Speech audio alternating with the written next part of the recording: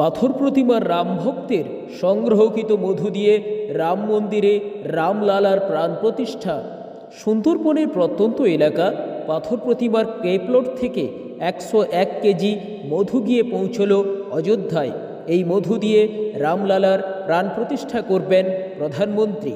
প্রাণ প্রতিষ্ঠার আগে 21টি বৈদিক বিধিতে পূজা, অগ্নি উপাসনা, রামায়ণ পাঠ করা হবে। আর সেই রাম মন্দিরে পাথর প্রতিমার মধু প্রাণ প্রতিষ্ঠার কাজে ব্যবহৃত হবে। অবিশ্বাস্য হলেও সত্যি, সুন্দরবনের রাম ভক্তরাও বেজায় খুশি। উল্লেখ্য, পাথর প্রতিমা ব্লকের অচিন্ত্যনগর গ্রাম পঞ্চায়েতের কেপ্লটের বাড়ি গোকুল মণ্ডল।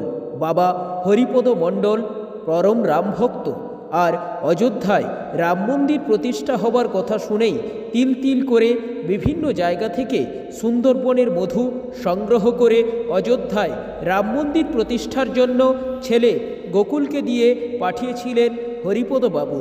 বেশ কয়েকদিন গাড়িতে করে মধু নিয়ে পাড়ি দেবার পর নির্দিষ্ট দিনেই পৌঁছলেন অযোধ্যায়।